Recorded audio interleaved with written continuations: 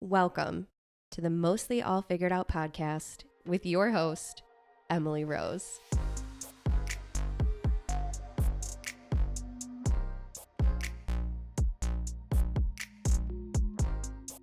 Regardless of the career field, the lifestyle, everyone is mostly figuring it all out. This podcast is where we pull back the veil of perfection and share true stories, experiences, encouragement, and of course failures, detailing how people just like you are making it all happen, despite the uncertainty, the fear, the imposter syndrome, the setbacks, the shame, whatever it is. If you believe there is more for you than what your life looks like right now, you're in the right place. Let's figure out our next steps together. Now let's get into the episode.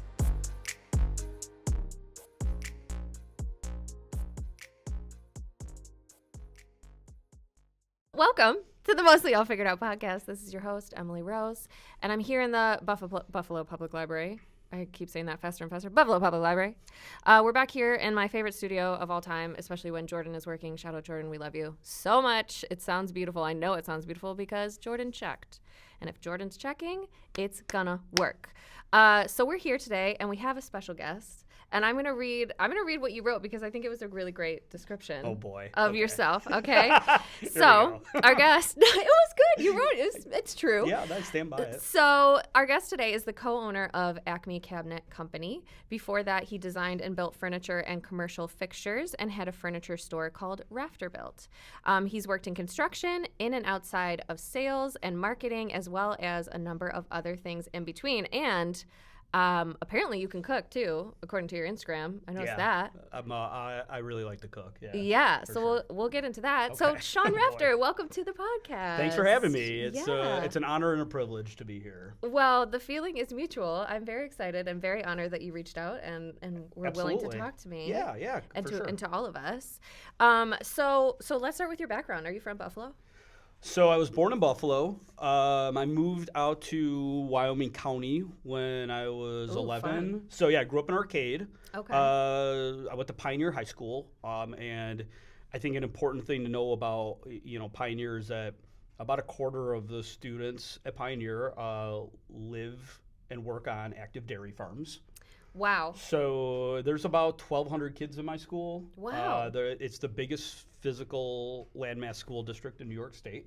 It's about about 40 miles, I believe. Wow. So what they did was they took 24 towns that all couldn't really afford to have their own schools, and they all come to one school. Yeah.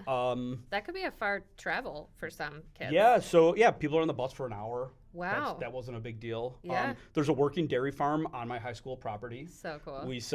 Our school sends more kids to Cornell Ag School than any other school in America. Cornell Ag School? Cornell University. Yeah. So they have an agriculture school. It's the best agriculture school Agriculture. ag. I was like, egg? Oh, you don't know about ag? What also, do they do? I also happen to have the worst Buffalo accent of all time. So great. Egg. I was like, what are they just growing? Right. No. So there's a lot of kids that work on farms. Cool. Wisconsin is the number one dairy state. Right. Cheese. Number two is New York State. Oh. We produce more cheese and dairy than any other state except for Wisconsin. And Wyoming County, where I grew up, is the number one dairy county in New York State. Get out of here. So Lots of cows. There are several cows for every person in my hometown. Wow. And I think that's relevant because I think it shaped some of my younger experiences that rolled into my adulthood. I didn't really have a chance to work at a restaurant because there really aren't any restaurants. Yeah. People in my high school, in past that, they get into construction. Yeah. My stepdad is a fantastic mechanic. He's a great carpenter. He's a great electrician. All of my neighbors could just do things. Yeah. Right. And also, so many people in rural areas have what I think they would call a side hustle now. Yeah. Right? Somebody can do small engine repair. They can butcher your deer. There's signs, even when you drive down these country roads, everyone's doing something. And the majority of it is what I would consider to be a skilled trade of some sort. Yeah. So that really kind of had a lasting effect on me. Yeah, that's really interesting. You wouldn't think about that, but living in more rural areas, you just have to learn how to do things. Right. There, you have less access to Right. all sorts of things. Yeah. Right. So the town I grew up in, Arcade, is kind of a hub. That the area they refer to it as the Tri-County because it's Erie, Cattaraugus, Wyoming County all come together in this area. But so Arcade has like a lawyer and a dentist and there's a library, there's a Tops. Yeah. But people from 40 other towns come there. So Arcade is really the closest. I always say it's on the border of the southern tier and the south towns because it's the first stop you can make where you're not in Erie County, but you can still get stuff, right? So which really also kind of shaped a lot of my past experiences because we didn't move there until I was a little older, so I know about Arcade very well, and I know a lot of things about small towns and agriculture. Yeah. But my mom was from South Buffalo or West Seneca, and then my father, who's passed, but he lived in the city, and my dad was actually from Ireland. Oh, so wow. yeah, so I'm like a first generation American. Yeah. And so I had this like real country background or upbringing, but I also like my parents, like my mom and dad and stepdad were all very liberal. Yeah. They're all Democrats, all very like pro-union. Yeah. So it was like, and we would spend a lot of time still in the city. Yeah. So I had this real interesting juxtaposition of like these two very different worlds. Yeah. Growing up. So why did your Irish father and, city life mom decide to move to Arcade? So my parents got divorced. Okay. Then my mom remarried. And, honestly, I think there were a couple reasons, but my stepdad worked in between Buffalo and Rochester. Okay. So, and it's kind of like an equal distance for each. About half of the kids from my high school that went to college went to Rochester schools. And I ended up going to Buff State eventually. Yeah. So, Interesting. I went and lived in Batavia for a year, which is Batavia has GCC, Genesee Community College. Yep. And I met some people who were moving to Buffalo, and we basically all found an apartment together and went to Buff State after a year. Okay. I was like, why did I move from one weird small town to like a slightly larger weird small town of Batavia? And like no shade to Arcade or Batavia. Yeah. But I moved to the city of Buffalo in 1999. I was right before my 19th birthday, and except for work travel, like extended work travel, I've lived in the city of Buffalo for 25 years now. Wow. And so you've seen it through a lot of different periods and evolutions. Yeah, everybody went to the same 4 bars until like 2013. Right. Okay, so what were they? So the first bar I ever went to in Buffalo was Faherty's. Okay, yeah. Which was not the Faherty's at the end. But it was still like kind of like a grimy dive bar on Elmwood. Yeah. I was 18. Yeah. I ordered a martini. because I just didn't know what to order at a bar. You're like, I'll take a martini. They don't have Busch Light here, so, which is what I drank in Arcade. Kohl's is, I've probably put like both of Mike Schatzel's kids through college with the amount of money I've spent at Kohl's. Certainly, we all have between the years of 18 and 24. And Kohl's is an institution. It's still great. Yeah, it is. And there's something to be said. It's so funny. We all got so excited when we started getting new stuff, right? Mm-hmm. Yeah. And I like ABV. I'll go there, but like the cool things to me about Buffalo, like every city has like 100 burger bars, right? Yeah. But like a bar like I don't know, like Founding Fathers or some weird little dive bar on Seneca Street that you've never been to. Like those are the bars that I think make Buffalo cool. Yeah. Because every city has ABVs. Not every city has like all these goofy little things that like haven't been remodeled since the 60s. Totally. Yeah. It's funny you say Founding Fathers because that is like an institution in my brain. Absolutely. That was my Canisius College experience. Yeah. That was the bar that we all went to. Canisius College. It's like why did we pick that? Yeah. But it's great. You like and they getting have free trivia, popcorn. Screen day, trivia, free popcorn. Free nachos, like you got Mike back there, exactly, yelling at you, just yelling at you about Aretha Franklin or something. Yeah, it's great. But so good burgers. Have you ever had? I don't know if they still have it on the menu. It would be on their special menu every so often. Pepper Jack Jerk Burger. Okay, I haven't. My God. But I think I know what I'm doing this weekend. Yes. If it's still, I hope they still make it because that shit was so good to me. Okay. And it's funny you say about the martinis too, because my drink of choice at Founding Fathers, I would go in my like 3-inch heels and a blazer. Sure. Okay. Yeah, very professional. Yeah, very professional. Business was going to be had there. And I would order a Sex on the Beach.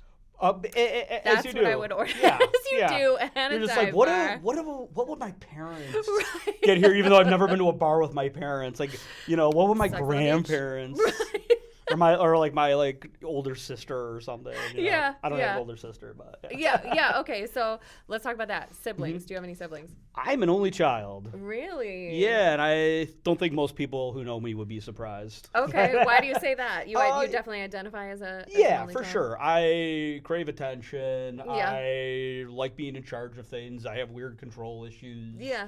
That's also very oldest child too. Sure. I think that I have been doing therapy for like 20 years. Cool. So I like to think that I'm, at the very least, I'm accountable and self-aware. Yeah. So I'm working on it, man. Yeah. Yeah, totally. Yeah. What, if I can ask, what prompted you to start doing therapy? Oh, I just didn't like the person that I was too much. I thought I lacked some really basic tools for how to control some of my impulses or emotions. Mm-hmm. I would get really upset about things, and I didn't like how I responded to that. Yeah. So, a friend of mine had started therapy because he had some anxiety problems, and he was like, you should talk to my therapist. Yeah. I think she has some openings. And she was great. She's retired now, so I'm kind of floundering around trying to figure out what to do next. Yeah. It's hard finding the right one. Yeah. It's a process. Yeah, absolutely. I went on BetterHelp last year. Yeah, what was your experience with that? It was terrible. Mine too. Yeah, I had this woman, she was she gave me the advice that you want your grandma to give. Yeah. It was before I've been in a relationship for about a year. It was before that, and I was talking about some, fears I had about being alone, and she goes, honey, you're real handsome. You're going to be fine. And I was like, that's the wrong fucking thing to say. No, this is not. I'm sorry, I can you absolutely can swear. Right, yeah, please. I think I already have, so okay, yeah. Great. Okay, cool. Yeah, I'm like you're not my fucking grandma, dude. Right. I don't think that's the appropriate response. It's not what I'm coming to you for. And then I caught her checking her phone because it was a Zoom call. No. She was giving me uh-huh. Oh my God. And I'm like, all right, cool. I think I'm done with those. I really wonder how they screen the therapists that they have on that, because my experience was I was with this woman, and after 3 sessions, she was like, you don't need me anymore. And I was like, Georgia, I really need you. I need help. I came to you. Right. I'm not cured. Right. I promise. I still have so much anxiety. Always. But it is. It's hard. It's appealing. I think it's accessible, which is good. So I don't want to totally rain on it, because I think it does work for some people. Right. I don't know who those people are, but I'm sure they exist somewhere. But the therapist I have now, it took me at least 5 people that I went to see before finding her. Because if that vibe isn't there, right away. Right. But what do you beyond just the finding a therapist? Mm-hmm. Why do you think that men have such a hard time deciding to go to therapy? Because I think it's very the worst. Men are the worst. Exactly. Or for the most part, they're emotionally unavailable. Yeah. We're trained from a really young age to not be vulnerable. Mm-hmm. So, which I know these might all be cliche things, but I think that they're true. I think that there's a level of ego or arrogance that a lot of men use as a defense mechanism that won't allow them to ever be vulnerable in front of anyone or admit to anyone. You know what I always think of? Have you ever seen Mad Men? So Don Draper's the main character, who's a very masculine man, and he sends his wife to therapy, but then the therapist calls him afterwards to tell him what she said. What? Yeah, it's in the 60s. Oh right? my God. But and it's such a dark, bad thing to admit that you are in therapy that he would never consider going. Right. And there's obviously something wrong with her that she has to go. Yeah. And I think that that there's some real carryovers on that. Yeah, for sure. Listen, everybody has their own journey and has to figure out what works for them. I do a lot of different things for, I guess, what you would call self-care. Yeah. You know, and I think that they're all important and they all work for me, but I'm 43 years old. Yeah. And it took me a really long fucking time to figure some of these things out. Yeah. And even now, like, I'm not always hitting on all of them. Yeah. Right? Like, I think diet and exercise are super important for me. Yeah. Right? Like, they help. I have a lot of anxiety problems. I'm super fidgety all the time. I actually have, like, a thyroid thing, so, like, which I just learned about. Yeah. And that keeps you agitated, right? So, like, my therapist told me 20 years ago, you need to exercise every day. Don't get a desk job.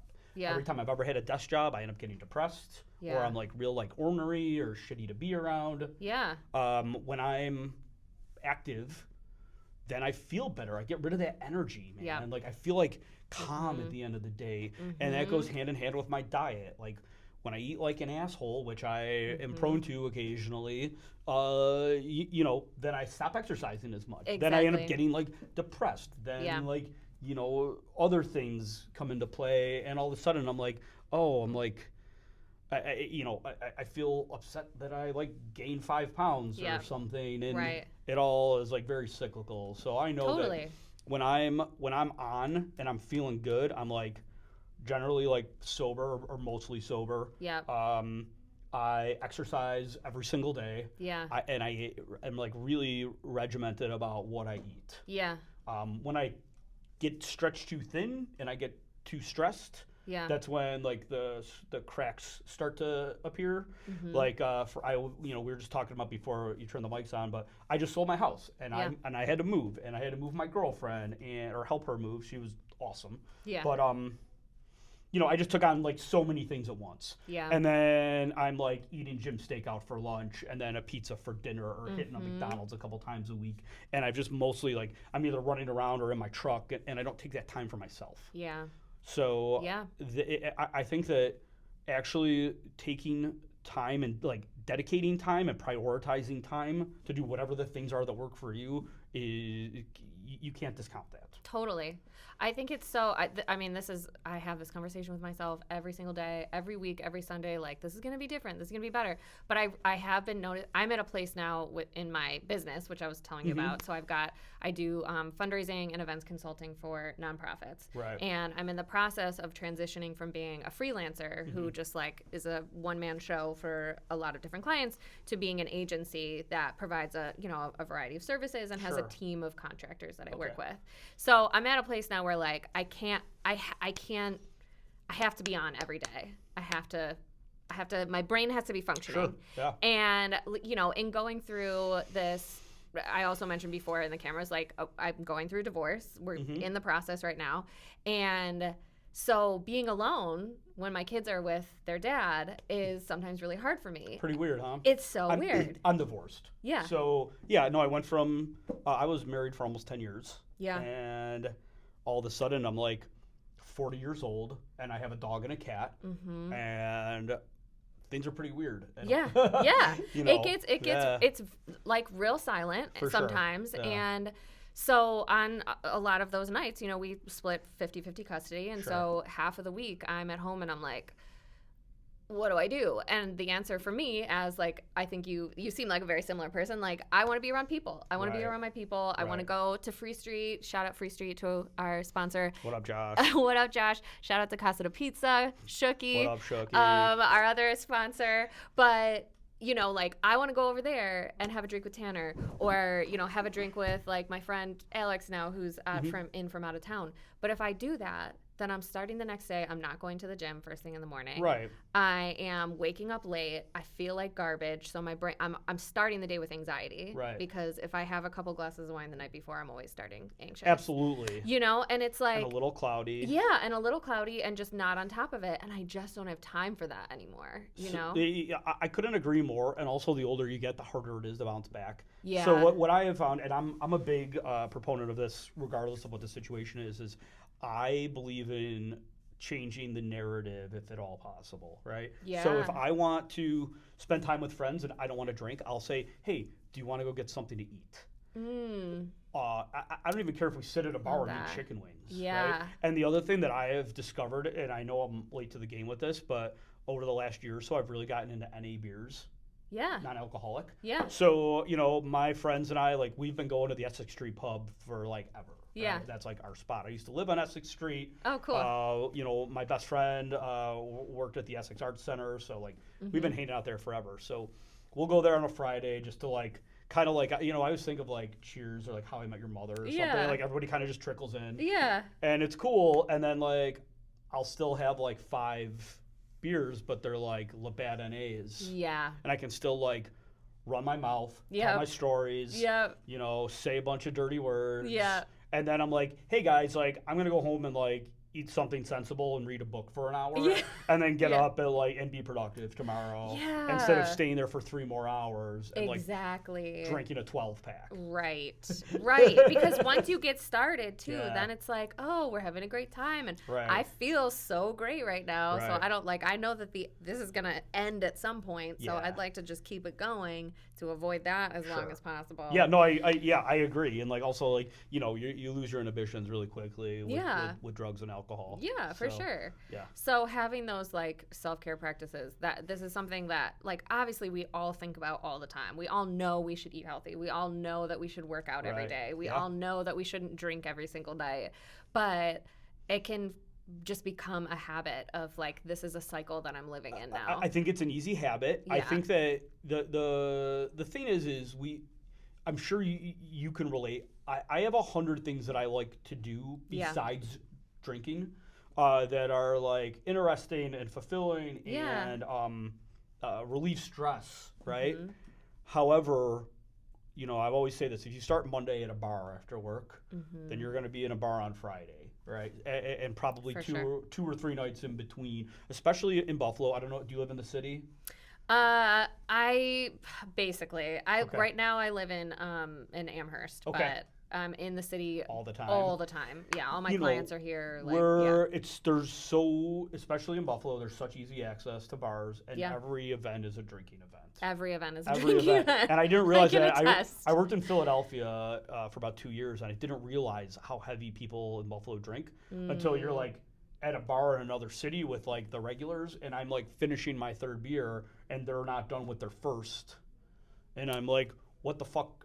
It's taking you guys so long. Yeah, it's different. I'm not the weird one. You guys are the weird ones. Right. And that, you know, like, it was a real eye-opener about casual drinking. Yeah. Because until then, it was like, it's like, we're here to do a thing. Yeah. You know. Yeah, for sure. Yeah. So let's talk about Wrafterbuilt. Okay. When did you start? How did that come about? Wow. Okay. So I'll give you like a short version of the whole thing. But so I dropped out of college. I went for 4 years. Couple different schools, never picked a major that really made any sense for me. I changed majors a few times. After 4 years and, like, a bunch of mishaps, I was, like, really no further along. So I dropped out of college, and I basically, like, started working for a carpenter. And I had a couple different gigs, but mostly I worked for a trim carpenter. So I learned, you know, base molding and crown and hanging doors, installing cabinets, stuff like that. Great foundation for carpentry. Eventually, I got offered a sales job.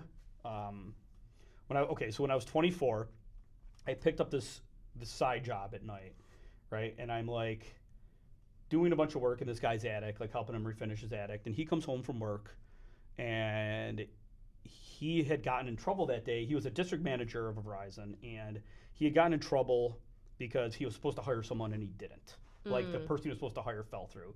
And he's, like, sitting on his couch, smoking a cigarette inside, while, like, just, like, kind of, like, deadpan, like, watching me work. And he goes, how would you like to wear a tie every day? And I was like, what do you mean? He goes, I don't know. He goes, I think you'd be real good at Verizon. How would you like to come work there? I can hire you. And I was like, my stepdad had worked at AT&T for, like, 30 years. And I was like, whoa, job at a phone company. Cool. Of course, this was retail. Right. But and they wore ties back then? Yeah, like you wore a shirt with a tie and dress pants. They hired me as a technician, so I was supposed to fix phones, right? Like we had this is 2004, so, like, we had soldering irons, we had you know, like, if you came in and you couldn't hear something on your phone, like, I soldered a new speaker into that phone and gave it back to you. That lasted for, like, the first 2 weeks I was there. Yeah. Then they decided we weren't doing that anymore, and they basically made us salespeople. So if you came in and you were like, hey, something's broken, you're like, okay, cool, I'll sell you a new one.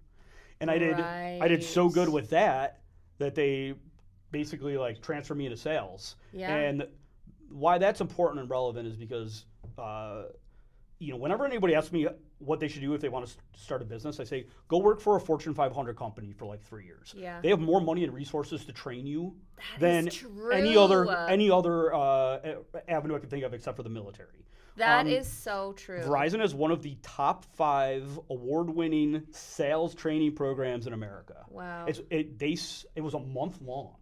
So for a month, I had to live in Rochester in a hotel and go to the Verizon. Get out of here. Yes, it was amazing. I learned every other business I've ever started or every other sales job I've ever had. I based everything on what I learned selling cell phones at the mall. Wow. And it works. It's great. That's actually brilliant. Yeah. But it makes total sense. Like, quick aside, I worked at Yelp for a little bit. Sure. And so I learned a lot of good marketing practices for sure. from that. Right. Really good. And like sorry, Yelp, I took some of the templates. Like, sure. I mean, they're like spreadsheets and stuff. I was like, these are the things I need to think about. Like, that's so smart. Yeah. No, yeah, absolutely. So after Verizon, I had a million weird kind of jobs, but like I was during the pandemic, or not the pandemic, the first crisis in 2008 that we lived through. Oh, yeah, the financial crisis of 2008. Everyone lost their job. Right. I worked at a gym. I was a sales manager of a personal training company. That's great. Which is wild. Yeah. Like, A I'm local not, one? Does it still exist? No. Oh. But I'm not like a gym dude, like at all, right? You work out every day? Yeah. Well, I mean, I move my body every day. Okay. Yeah, I'm not like listen. When I say I work out, like I do something productive every day. Yeah. Like I'm not like the strongest dude in the gym by any means, but I can pick up a piece of plywood to make a cabinet. Yeah. Like real fast and quick. Yeah. And so after the financial crisis, I started doing outside sales. So like I sold staffing. I worked at WBLK. I was an account executive. Get out of here. Yeah. So I sold radio. I've done like a bunch of different stuff. Wow. And eventually, and I was already building stuff too, by the way. So like I never I love building. Yeah. Right? Have you always been that way? As an adult, yeah. Okay, for sure. But not as a kid. I mean, maybe if I look back at it, I could be like, oh yeah, there it was. Like I used to pull, blocks. I used to pull bicycles out of the garbage and like rebuild bikes and stuff. Okay, yeah. But I wouldn't have called myself like I wasn't. Maybe it's because where I grew up, like everyone was so handy. Right. Like it's like if you like you live somewhere where everybody's like like a great basketball player, and you're like a decent basketball player. Right. But then you go to a place where no one plays where everyone basketball. Sucks basketball, like, and you're like, wow, this guy's great. So, but I ended up, I was building these displays. I would pick up these side jobs, right? And I was building displays for this local company that was making these really cool coupon books called Buffalo Dining Cards. Yes. Do you remember Buffalo Dining Cards? Of course I do. All right. Yes. So, yeah, me too. Cool company, cool concept. I was just at Public Espresso with Ben Siegel. Oh, yeah. He says hello. Oh, I love Benny. Yeah, I listened to his episode, actually. Yeah, that's great. Yeah, so they ended up offering me a position, and that's when I met. I mean, I already knew Ben and Patrick and Brandon and a couple other people in the office, but that Dave Horish and I started working together, and everybody knows who Dave is. Shout out Oxford. And David and I became really, really good friends. He ended up living with myself and my ex-wife for a while. He asked me to be in his wedding, which was an awesome experience. That's cool. Yeah, and I got to watch him do something really great, which is super cool. Very cool. And basically the premise of Dining Cards was that we were going to take this thing that works so well in Buffalo and start it in other cities. And why don't you, can you explain what the Dining Cards were for anyone who didn't? So we would call it a pro-local marketing tool. Yeah. But it was an equivalent of like just a really cool, really well-designed coupon book, right? Yeah. So we would get 50... I still have my pitch. Like we take 50 really cool local restaurants, and each one of them gets their own card. If you spend $30 at that restaurant, you get $10 off with the card. There's also 2 bonus cards. So in every city was something different. In Buffalo, I remember Paul's Donuts was a free donut. Yeah. Right. Yeah. Super cool concept. The design was great. The packaging was great. It was really cool. and then we had like kind of an idea of where we wanted to go. David ended up operated out of Boston because his now wife, but his girlfriend was in school there. And I went to Philly because I thought it was the biggest city outside. It is the biggest city outside of New York that we could tackle. And I got to stay in Philly for about 2 years. We also did, we were in Providence, Rhode Island. We were I spent a lot of time at Pittsburgh. I still have a lot of Pittsburgh people. I was in Baltimore for a little while. And you were just like... I would sign restaurants up to get involved in the program. And then once we had a full deck for the year, then I would approach retailers about selling the product. Cool. I learned, they basically let me go to another city and learn how to start a business. Yeah. With like zero risk to myself. Yeah. In a real way. It's really great. And at the time it was a really, really tough job, and I definitely wasn't always happy doing it. What was the hardest part? Being away all the time. I traveled, I had expected to be gone like a week a month, and I think I was gone like 40-something weeks the first year. Oh, wow. So I just really wasn't home, and that was really tough for me. Yeah. It's fun at first. Everybody travel's fun, but travel for work is not. By the third or fourth day, you've eaten dinner alone. And, it's just... And were you staying in hotels, or did you have... I had real cool, interesting situations everywhere I went. Yeah. I have a friend who's from Buffalo who owned a bunch of houses in Philly and had moved back down there. Yeah. She now works at the PMA. Shout out Nancy. She's awesome. What's up, Nancy? But Nancy had this really cool 4-story walk up on Spring Garden and 20th, which is it's when you walk outside and you look over, you can see what they call the Rocky Steps. Oh, yeah. Right? So, the Philadelphia, the Museum of Art where Rocky runs up and down the stairs. It's in a neighborhood called the Museum District. Cool. So, very nice. Yeah, you can walk to City Hall in about 10 minutes. Such a great setup. And she just had, kind of a bunch of, I don't know, hipster kids who were all, artists / trying to be musicians or whatever. Yeah. And they were all worked as servers or cooks. Yeah. So there was just an extra room. So she just gave me a key, and I could kind of come and go as I pleased for 2 years. That's so great. And then I had, one of the retailers who we ended up working with in Pittsburgh, I became a very good friend with, and her husband had just remodeled a house in a really cool neighborhood in Pittsburgh called Lawrenceville. Okay. And I remember I was Airbnb-ing, and I ended up staying at this basically a fucking hostel. Yeah. Oh, and I went into her store the one day. I was gonna see if she needed to order more. Yeah. And she's like, "How's it going with you?" And I'm like, "I'm staying at this fucking hostel. There's 8 Germans in the room next to me. It's super loud. I'm this is I'm here for work, not whatever." Yeah. Yeah. And she's like, "Well, how much does your company give you, a week?" And I told her, and she's like, "Well, my husband and I have this place, would you like to stay with us?" So I was like, sure, let's give it a try next week. Yeah. I mean, this woman has the most incredible taste. Her house looks like an Anthropology catalog. It was the dopest, coolest thing. So and then cool. as it they're my age, her and her husband are the most down, cool, easygoing people I've ever met. Yeah. Pittsburgh is a million corner bars. Yeah. It's just a bigger Buffalo, right? Yeah, It's a lot of fat guys with mustaches who have a Steelers jersey on. Yeah, have you ever been to Pittsburgh? Yeah, I only I think I went once to visit a friend's family home in college, but not really. You know how in Buffalo we say "use guys"? Yeah. That's like my dad used to say it. "Use guys, come down here. We'll go get a sandwich over at Manny's place." Right. So in Pittsburgh they say "yins." Right. Right. So yes. they call if you're a fat guy with a mustache and a Steelers jersey, you're a yinzer. Yeah. Right? A yinzer. Yinzers. Oh, yeah. I never heard about that. Okay, so I think it was my friend Jack who listens to the podcast. So, hey, Jack Craig, what's up? He's from Pittsburgh, and he did tell me about the yins, but I didn't know about the yinzers. Yinzers, yeah. You'll go to the nicest restaurant downtown, fine dining.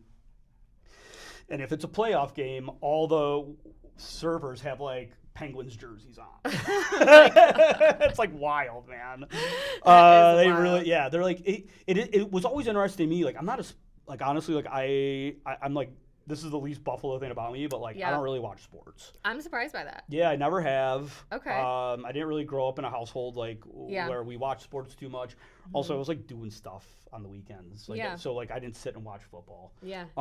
But like it was interesting to see, first of all, like what it looks like to be in a town where the sports teams win all the time and how that affects business. Also, the laws on how you purchase alcohol in Pennsylvania are wildly different than in New York. So you can't go to like Rite Aid and buy a 12-pack and then go to your friend's house to watch one of the 162 baseball games that there are in an MLB season, right? But you can go to any bar because there's one 10 feet away from you. Right. And there's always a special. Yeah. Right? Like they're like, anytime there's a game, which is literally every other day of the year. Yeah. Sometimes 2 a day, like you can get like a $3 High Life or something, right? Yeah. And that affects the local economy so much more because now you're spending money at a locally owned restaurant instead of at a corporation like Walgreens. Totally. And it has a huge positive impact on the community. Yeah. I can't. Yeah, I didn't even think about that. I used to be like a Sabres fan. I played hockey when I was a kid. Okay. I can't tell you the name of one person on that team. Yeah, I know. Like, so, Jack Eichel is not on the team. He's not on the team anymore. Yeah, Alfred E. Newman. What's the one guy? Actually, what's his face? Josh just posted a video of his kids like getting a. Yeah, sir. I saw that video. That was so cute. What was that guy's name? I will tell you. We just did a project for their coach. Okay. And the designer that works for me that was like, hey, like we're doing the Sabres coach's kitchen. I was like, cool. Who's that? Like, I'm sorry. I'll like, make sure his kitchen is really good, I'm sure he's wonderful. Yeah. No knocking him. I just lost interest in it. I know. Yeah. It gets. It's just a little exhausting. But if they were good, they play like 80 games or something, right? Yeah. Yeah, that's great for the local economy. Right. It's true. We did a project during the pandemic. You know, the Toronto Blue Jays played here. Yeah. And Acme, we were asked to bid some work at their stadium, at the Bison Stadium, which we won, and we did the work, which was great. What kind of work?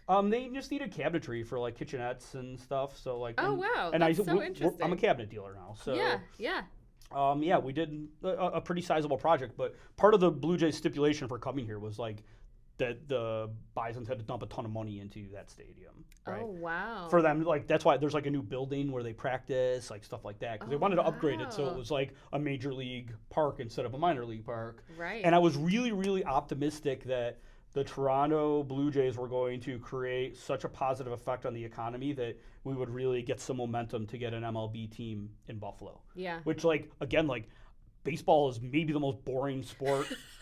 I'd rather watch curling. Okay. I would. Yeah. Right? I definitely would. But people love it, and it generates like a huge amount of money. Yeah. And it's an experience, I think. Yeah. Listen, like I'll go to a game. I'll go to Bison's game every year. Like I like hot dogs and beer and yelling. Yeah. Like, you know? So like, yeah, that's fine. Sign me up, man. I go to a Bills game every couple of years too. Yeah, sure. You have to. Yeah. I feel like we all have to. Yeah, it's like a part of being in Buffalo. Okay, so you were doing the dining cards, Philly, Pittsburgh. Right. Okay, so then what happened next? All right, so I was coming home on the weekends, and one of the interesting things about leaving and then coming home is you get a really good view, first of all, of what you're ignoring in your city. Mm-hmm. Because now, like, you have a fresh view. If I'm only home, like, a couple days a month, when I come home, I'm like, wow, I forgot that coffee shop is there or something. Yeah. And the other thing is, you're like, wow, this place could really use some other stuff. Yeah. And coincidentally, I needed a bunch of furniture. My ex-wife and I had just moved into a new house, and we just didn't have any furniture, and I couldn't find anything that I liked that I could afford. So I started building furniture on the weekends in my basement for our house. And I mean, this is really, you have to remember in this time period, Boyer and Brown was knocking down houses every week on the east side, right? Like clearing land. I think it's like 1 out of every 5 houses got knocked down during this like several year period. Yeah. So there was reclaimed material like in abundance everywhere. Yeah. And you could, I mean, I would get, you know, when I started Wrafterbuilt, I did so much stuff with reclaimed wood that I would stop at Tim Hortons. I'd get like a bunch of coffees and I'd drive around until I found guys knocking a house down. Yeah. And I'd hand them the coffees and I'd be like, hey, if you see any of like A, B, or C, could you just like push it with your backhoe like over here so I can come grab it later? Wow. And they'd be like, yeah, thanks for the coffee, kid. You know? Wow. And I would go fill up my truck with stuff and then and build furniture out of it. So I would and I didn't really have much money, so I was just finding anything I could to build stuff. And I built a table, and we had some friends of ours over, and then my friend Tim asked me if I could build a similar table for his wife Nicole. Makes sense. And I made that table, and then we found some hairpin legs on the internet. Hairpin legs? Yeah, it's like a style of leg, like a mid-century, but it's just really easy to put everything together then. Okay. So, and this is also the beginning of Instagram, right? Yeah. So I make this table and they're thrilled and I'm super happy. I love doing this. It's a great outlet for me. And I take a picture of it and I put it on Instagram and I get like 100 likes, which is like insane. Yeah, right. And then pretty soon I start getting like texts and calls from other people asking me if I can build them stuff. Wow. And this turns into like, okay, like I can do this every weekend while I'm home because I'm still traveling for work. Yeah. And then eventually it gets to a point where I'm like, I'm real exhausted from being gone all the time. And I don't see how I can do this job and not be gone all the time. So I really need to start figuring out something that makes more sense for me. And also all these people won't leave me alone. So, and I tell everyone this, that they want to start a business. I got a big piece of construction paper. I draw a line right in the middle. On the one end of the line, I write today's date. And on the other end, I write the day that I'm going to quit my job. Love that. I have a list of everything I think I need to do. I need to talk to a lawyer. I need to talk to an accountant. I need to get a website. I need to get a logo, blah, blah, blah, blah, blah, blah, blah. Yeah. I start going down this line and I fill in. I should have, so first I need, to get an LLC. Once I do that, I can get a bank account. Once I do that, I can get insurance. Once I do that, so now I have a timeline of all these things I have to do.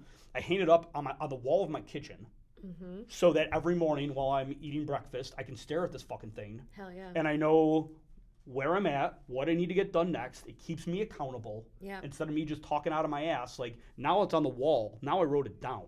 Yeah. Now I gotta fucking do it. Wow, I needed to hear this today. And then, keep talking, keep going. And then I had like whatever day it was several months later where it's like, today I quit my job.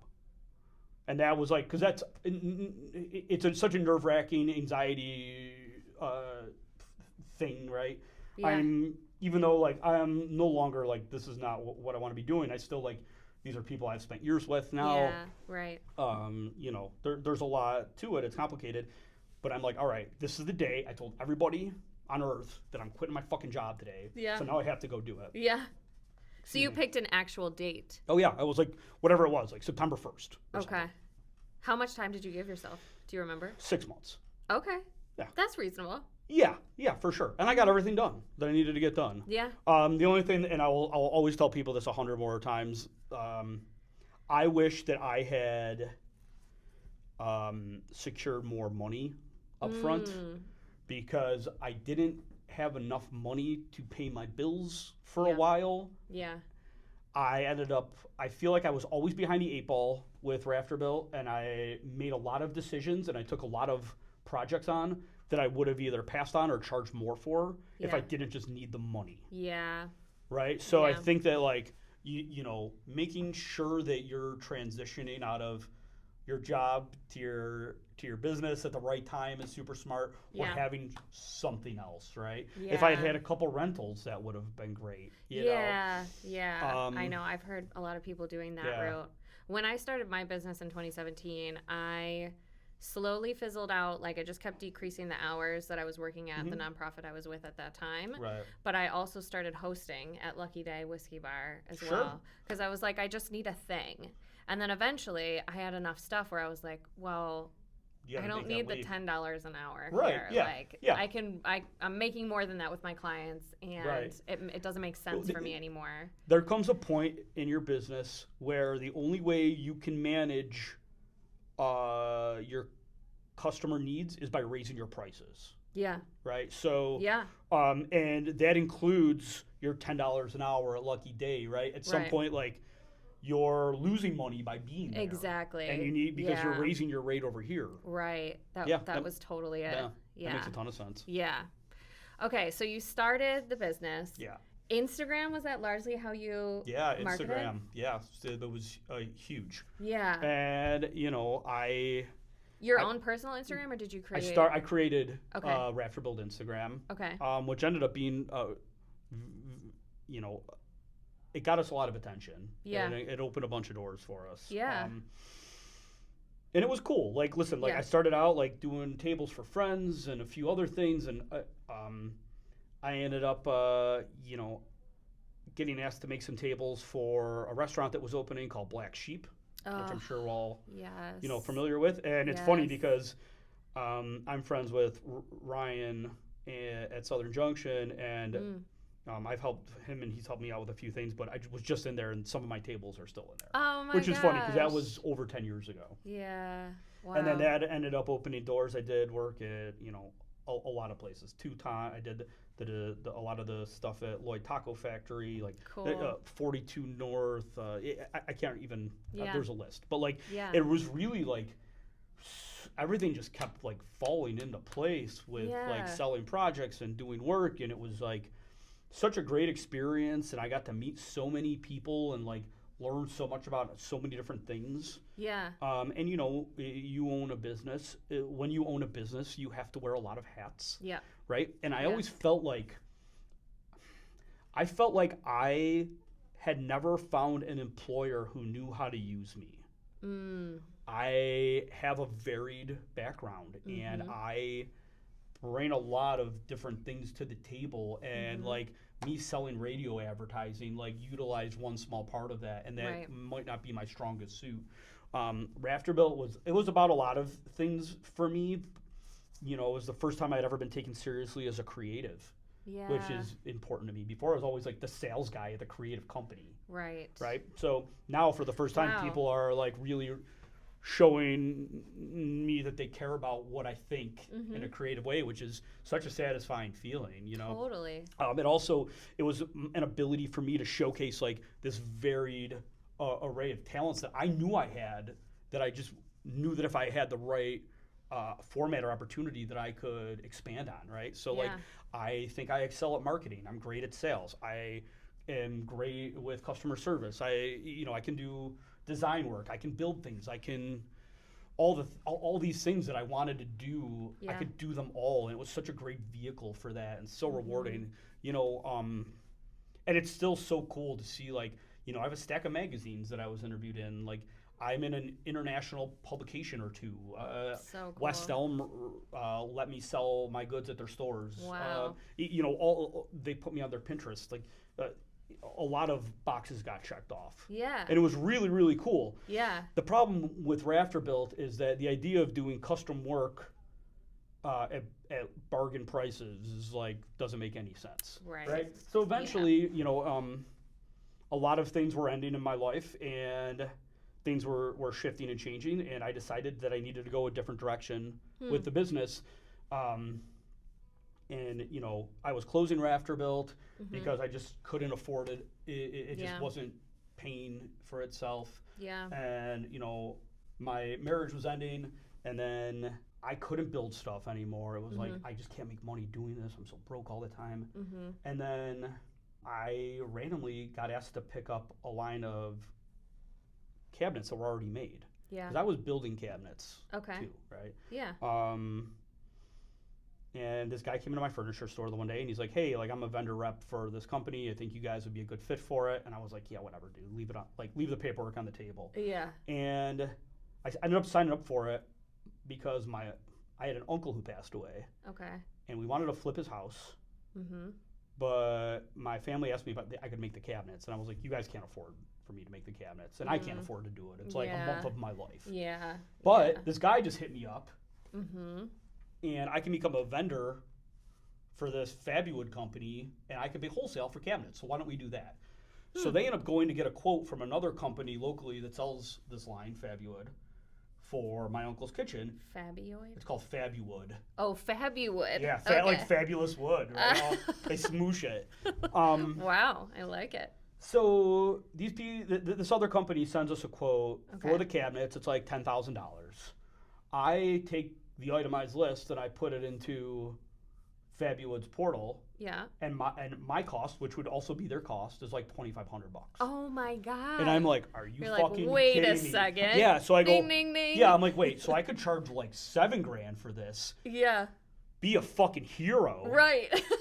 And still make $4,000 for like doing data entry. That's Right. more than I would make in 2 months sometimes, like in my pocket. Wow.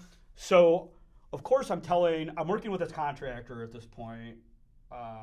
He had hired me to build him some cabinets, and we're sitting at a bar, of course, and I'm telling him this, and he's like, hey man, that sounds like a really great business model, and I'm really sick of being a contractor. And like, long story short, a week later, we were at a lawyer's office. Wow. And that's my business You partner, and this Keith. guy. Yeah. Get out of here. Yeah, we've been for better or for worse. We've been together for over 6 years now. No way. Yeah, Keith's great. Yeah.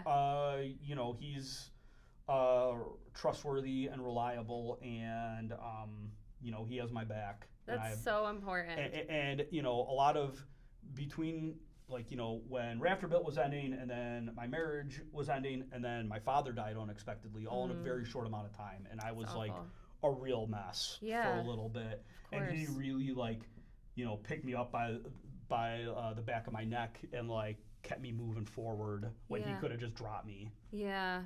So I'll always owe him for that. That's awesome. Yeah. So that's awesome. Yeah. I mean, listen, I don't know if you've ever had a business partner. Some days I'm sure we will. I think about it. Yeah. I mean, some days I'm going to choke the shit out of him. I'm sure he feels like that about me sometimes. And we laugh about that. I'm not saying anything out of school. But what relationship isn't like exactly. that? We're a yin and a yang in a really interesting way, because I have ideas. You know? I'm like, we should do this, we should do that, blah blah blah blah blah. Let's I'm like, we should open an Acme in New Orleans and Nashville and Portland, Oregon, and then we can just travel to all these places. Yeah. And then he's like, dude, no. That's not gonna work. But I know the cool thing about Keith and I is, if I have one of my ideas and I can get Keith on board with it, I know it's a good idea. Yeah. Because he has vetted it in every single way that he can, from every angle he can, and it's a really beautiful relationship. That's awesome. Also, we discovered very early on that if we both tried to do the same thing, we kind of get in each other's way. Yeah. But it created this really beautiful division of labor, and I think part of the reason we got ahead so fast is because we decided that we shouldn't be doing the same things. Yeah. So Keith is a very talented kitchen designer, and he really likes the technical aspect of it, and he's really comfortable working at a desk all day, and I fucking hate that. Yeah. So Keith, we call Keith the chief of design, and I'm the head of business development, because cool. I deal with customers, I deal with employees, I'm on the phone with HR and down at a warehouse and dropping off brochures to an architect to see if we can get a meeting with them. And I handle all that stuff, and I try to keep everything as clean as possible, because Keith generates the revenue for our company. Yeah. Along with several other people. Yeah. Right. Yeah. That's great. So during the pandemic, at the beginning of the pandemic, it was Keith and I had just bought a building, so we're like, okay, do you remember the pandemic that happened a couple of years ago? I recall. Yeah. I'm starting to think it might not be that good for us. So, we did the Buffalo Home Show in 2020, which is in mid-March.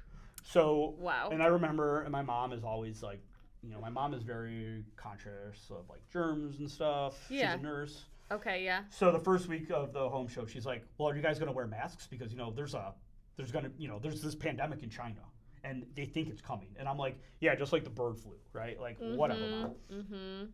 So first week of the home show is whatever. Now the home show's 2 weekends. Okay. After the first weekend, nothing. Yep. I wake up that Wednesday morning, open up my phone. It's Apple News is like CBS, like pandemic, NBC, pandemic, ABC, pandemic, CNN. It just arrived. Yeah, by like that afternoon, we get an email that's like, hey, come get your shit. We're not doing the home show. Yeah. So Keith and I rent a box truck at that point. We have to break down our whole booth, which is like a 10 by 20 booth filled with cabinets, fill it up to the brim, and then we immediately go to Eddie Brady's. Yeah.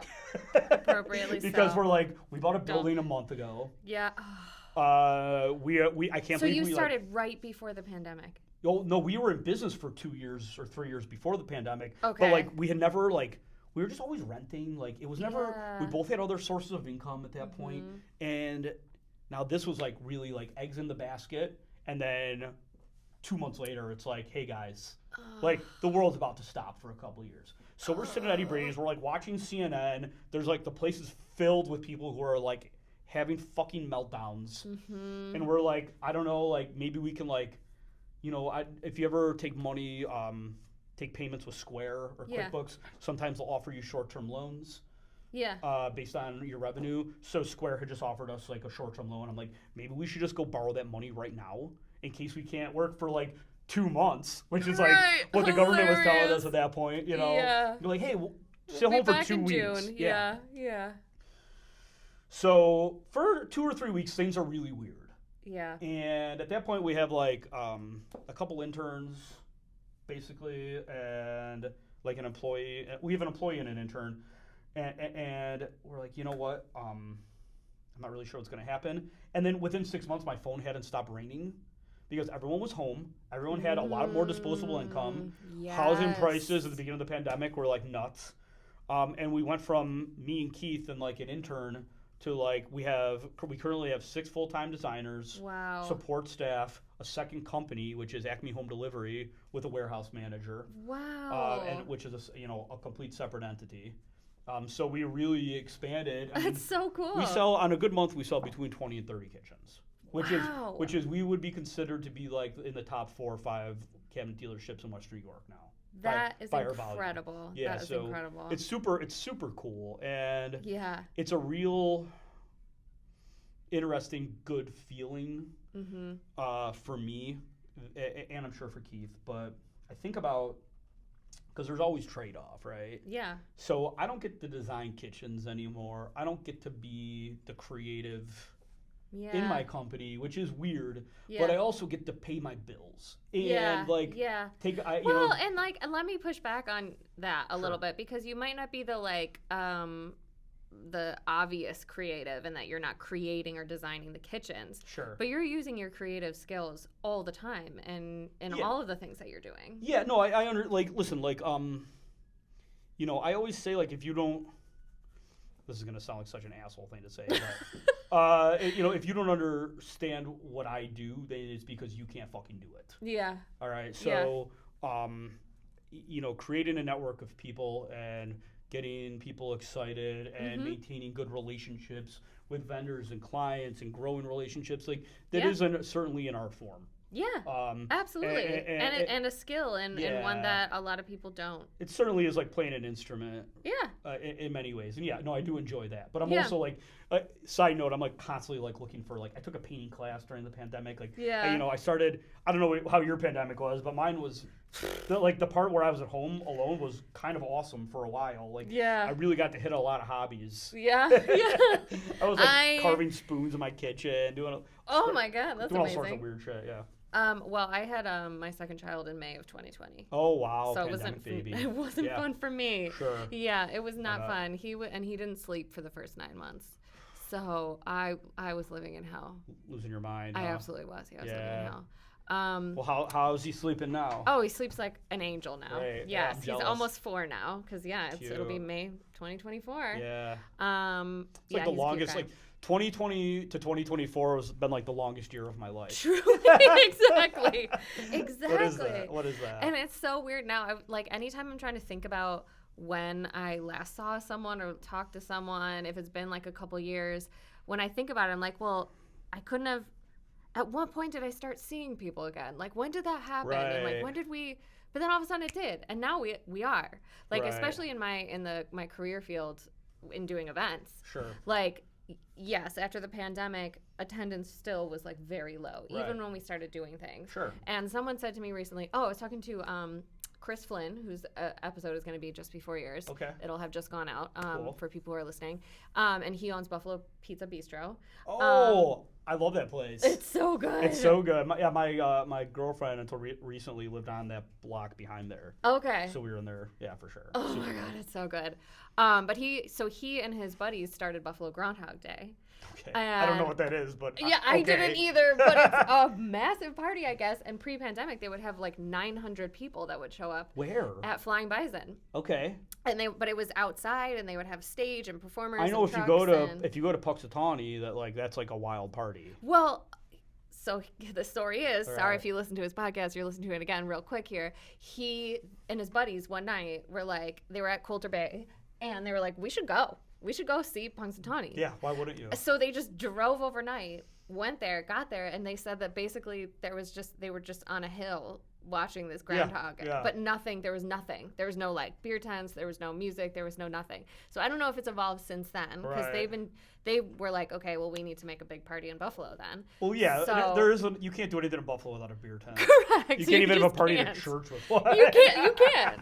So they've been doing it for, I think he said 9 years now. Holy cow. And he said, like, before the pandemic, they had like 900 people that were coming. Right. This last year, they had about 500. And he's like, it'll never be this. Back. I said, yeah. I was like, I think I'm seeing now it's slowly creeping up and up and up, but people are like.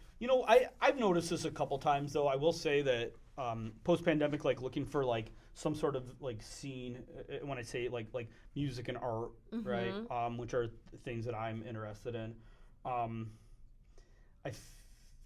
I used to think that it was because I'm getting older, and I was like, well, I'm just getting old. But it seems to me that a younger generation isn't as interested in congregating together as we were when we were like 25 years old. I think that because of the way that they have been raised so intensely with the internet, that they'd rather all connect sitting on their beds, talking on their phones, than like get in a room together. Yeah. Like when I've tried to go to a couple different things, and I'm like, wow, like everyone here is either like my age or like it's just not the same. Yeah. And I 100% understand that I'm getting older. Yeah. Okay, like I get it. Like I'm not just like, oh, things just like these kids today. Like that's. I try to be accountable and self-aware. Yes, right? yes. So, no, and you seem very, trying. But I think you're absolutely right. I see it in some of my younger siblings, and I'm like trying to figure out ways to prevent my own children from like being. What's in that your way, rule about tablets? It's so stupid because. For my 8-year-old, he didn't have anything like that until he was 5, at least. Right. And I think we got it because all of his buddies had them. Right. So the peer pressure thing worked, and I was like, I feel like they are learning things on there. But he still like used it very sparingly. Right. But now my 3-year-old, he's just had one. We watch my girlfriend's 3-year-old niece sometimes, and she's like, does not want to set that thing down, and she just watches the wildest trash. Oh no! On you, well, just like like the YouTube videos that to me are like I've always just been like I want to do it. Yeah. Not like I don't want to like. That's one of the reasons I don't like watching sports, because like I like playing sports. I'm not great at it, but I. But that is the thing now. They will kids will watch other kids playing with toys or like. Playing, my 8-year-old likes to watch YouTube videos of the video games that he plays. Sure, to see, a lot of people like watching video games. Yeah, but he'll be like, it's like I'm cheating because I can see how they're doing it or whatever. But yeah, I mean, I try to limit their time and only use it like strategically. Right. Like if I'm in a meeting and they have like they're off from school again, then it's just I'm not a parent. Yeah. So I'm really, really careful to pass any sort of judgment. Even as a parent, I try really hard not to do that. Like 80% of parenting things. Like, like don't put like a cigarette out on your kid. Or, like, don't do that. Don't do that. But like also like I don't know like. It's really easy for me to be like, I'll never give my kid something, and then like they're screaming. I'm like, here, shut up. Take like, this. I need 10 minutes. Exactly. Yeah. No, exactly. I get it. Yeah. So I don't want to be too judgy, but I do, I wonder. I wonder about that stuff. Yeah. I mean, I think it's just hard. A lot of things are not. you know, they say, we all know the saying, like, it takes a village, right? But, like, that mentality just doesn't really exist anymore in the world in general. I don't know. I think that, like, you have to create your own community. You're right. You're right. And I think maybe that is where I got hung up for a bit, because I was like, the community that I have should be doing this for me. I think that, you know, as technology advances, we are all offered the opportunity to curate our own experiences on a very micro level, right? Yeah, and yeah. I think that, you know, there's this author, Chuck Klosterman, who I really like. He writes about how the last shared experience that people had on television was Johnny Carson, okay? Because Johnny Carson was the last thing that your grandma watched, your coworker watched, you know, somebody on the bus watched, right? Then with the advent of cable, now there's more selection, but now not everyone has to do the same things. Right. Now, like, you and I can be sitting next to each other on the couch and watching two different things. Yeah. Right? So there's no shared experiences anymore. And I think that there's something good to be said about that and something very bad. Yeah. But I think one of the things that happens is we curate all of our own experiences, even on a level of who we spend time with, right? So, like, if you like art, if you like graphic design, if you like music, if you like rugby, whatever, you're only going to spend time with those people because you don't have to interact with all these other groups anymore. Yeah. So I do find community on this very specific level, right? Like, if you, like, I'm going to my friend Carl, shout out Carl Norman. Carl's having an art show tonight. Cool. Where? At Raft of Sanity on Niagara Street yeah. with Rachel Shelton. It's a group show. Definitely go see it. Cool, yeah. But I think, like, you know, when I go to a lot of my friends do art or work at a gallery or museum, and, like, they're a community. Yeah. They all know each other. I don't care if you work at the Birchfield, you know everyone at the Albright. Like, they see each other at events all the time. They know what's going on with each other's lives and careers. Yeah. If you play in a band in Buffalo, yeah, right? Like, everybody who plays in bands knows everybody else who plays in bands, or yeah. the majority of them, right? Yeah, so yeah. they've created a community through this one shared experience. Yeah. But it's like a very specific thing. Yeah. And never the two shall cross, right? Yeah. I always thought that was so weird because I've always been kind of an in-between guy. Like, I've always had friends in different friend groups. I have a lot of varied interests. Yeah. And I'm like, well, nobody in the art community knows anybody in the music community, or there's like a little overlap in the Venn diagram. But, like, yeah. you guys are all very similar. Right. Like, you ever think about right. all standing in the same room together? Like, yeah. It's so real. But yeah, community is, like, another thing that we've curated so highly that if you don't have, like, if you're just like, hey, like, I watch fucking Friends, and I have a job at Ingram Micro, and I live in Williamsville, like, you don't have a micro community, just your family, or maybe, like, you know, your close friend group or something, but you don't have, like, a group of people to align with. Yeah, yeah. If that makes sense. Yeah, totally. And maybe you ask yourself, like, okay, well, what is the thing for me? Who is, you know, that building your community might help you get to the goals that you want. You know, Sure. Maybe that's something on your timeline. If you have, like, something that you're trying to get to at a certain date, one of the things on your step could be finding the community of people that are doing things like that. You know? Yeah, I didn't find my current friend group I've had for, like, you know, from around 5 to 10 years, give or take the person in it. But, like, and they're the most fantastic group of friends I've ever had. But it took me until my mid-30s to find those people. You know, I would say, like, to find your tribe. Yeah. And it doesn't happen overnight for everybody. No, and I think it will continue to change, and you're going to make new friends, and Always. you know, because we are evolving as people, and our interests are evolving all the time. I completely agree. Yeah. So I could just keep talking to you forever. We've already gone over an hour here, so I don't have anything for the rest of the day. So and I don't know how much you edit this. Well, I do edit it, but we also have 15 minutes left in the studio. Okay. So what do you want to talk about? I want to ask you the final question. Oh, okay. Okay. Okay. Sure. It's a big one. Okay. It wouldn't have been in Josh's. Well, one of the new ones. I changed it. So I used to ask a bunch of rapid questions. What's but my now favorite I ask swear one question. word? Do you ever watch Inside the Actor Studio? No. He asks every actor what their favorite curse word is. What's your favorite curse word? Fuck, of course. Obviously. Obviously. Yeah, God. James Lipton. What he goes, what is your favorite curse word? That was good. Thank you. That was good. Okay, no. So it's a little deeper than that. Let's say it's your last day on Earth. Okay, but you've lived a really full, beautiful life. All of your goals you accomplished, all the things you wanted to do, you did. Okay. You just had a great life. Sure. What are the 3 lessons? They're the only things you can leave behind. What are the 3 lessons that you would leave behind that you learned? I just want to give such a Kenny Powers answer to this, but I won't. You could if you want. My 3 lessons. Listen, I think it's really important to live in the moment.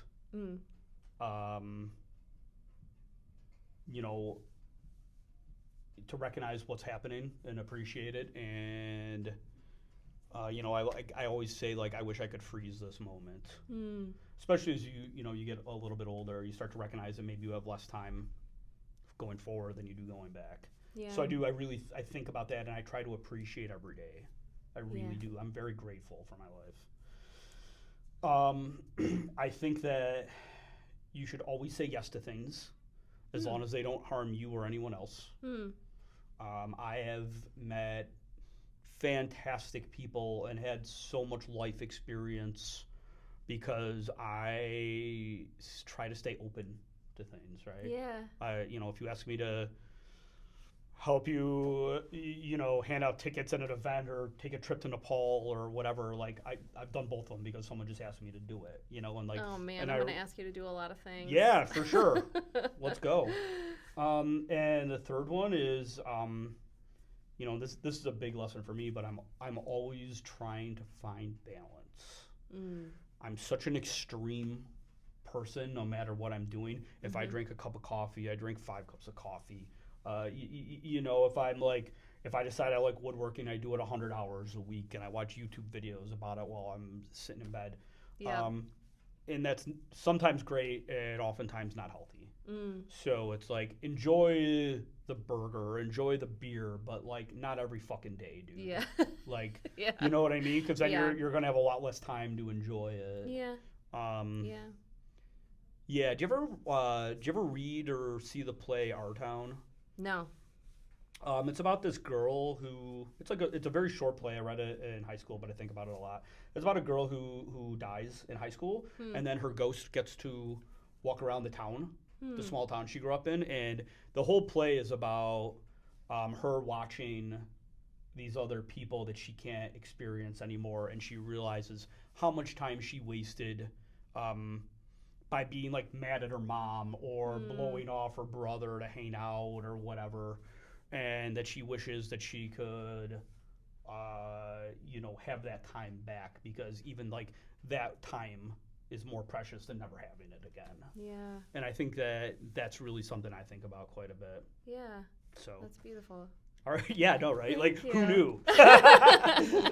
I'm also just raw my mouth. But, Thank you so much for doing this and for giving me all of your time here and, yes, and for great. being open. It was super. Listen, I've done a lot of interviews. Yeah. In my career, and like this was super relaxed and super fun. Yeah. Thanks for giving me a platform to talk. Yeah. Do you ever listen to Mark Maron? No. Okay. Mark Maron. Mark Maron basically was the first podcast. It was him, Joe Rogan, and Diplo. Had the first 3 big podcasts. Amazing. And I know this because I didn't know that about Diplo. I had an Airbnb for like 2 months in Pittsburgh where I lived with this guy, Ed, who's actually just got a job with Facebook, but he was on the team. All right, Ed. Yeah, Ed Philowat. He's awesome.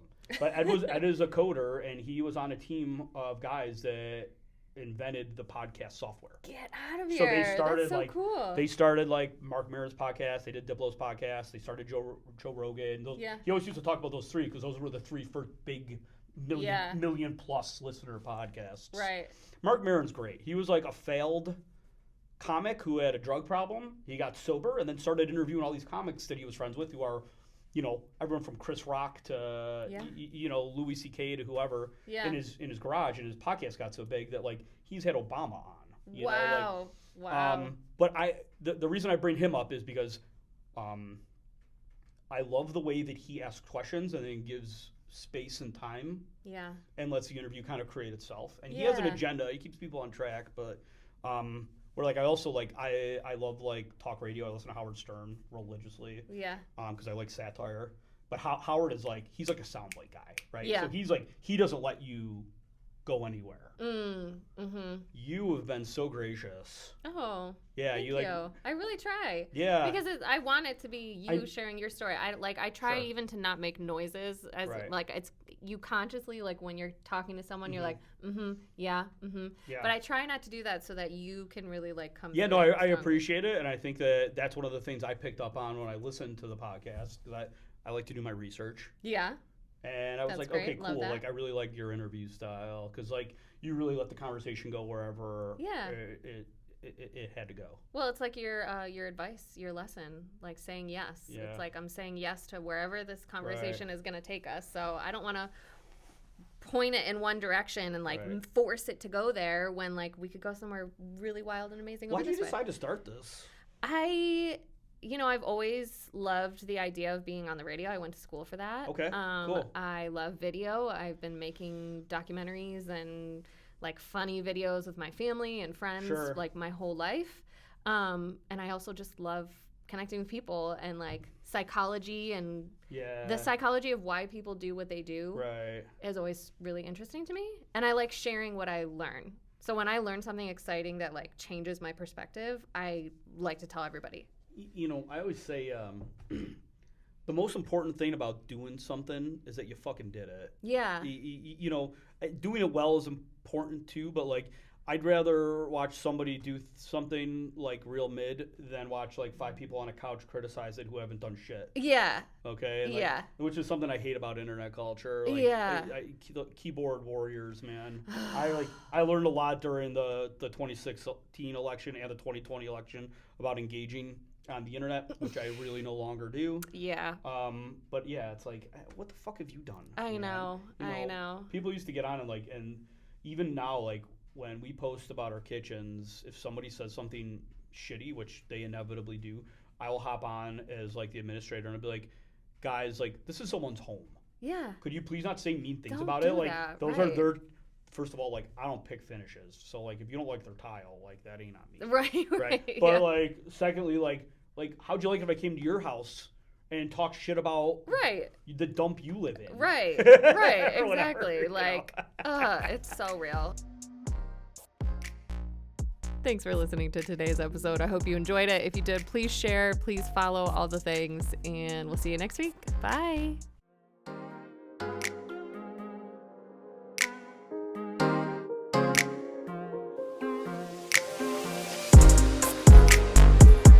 If you enjoyed this episode, there's a few things you can do to really help your girl out. Please subscribe, rate the podcast, give me a little review. All those things really do help me in a lot of ways. And this year, I'm really trying to expand my reach. I'm trying to get this podcast in front of more people who might need it. My people, our people. So let's keep growing this beautiful community of nice people who are just trying to be their best selves. So if you know someone who might like it, please send them the link, share it in your stories, tag us, which is another thing you can do. Actually, if you're not already, please follow us on Instagram at Mostly All Figured Out. I've actually been very good about posting new episodes every Friday, so you can see who is up. You can get some little previews, sneak previews with some sound bites that we post throughout the week. And it really helps, again, in expanding our reach a little bit and getting us out there in front of more people. So thank you for doing that. Thanks for listening. Thanks for supporting. Love ya.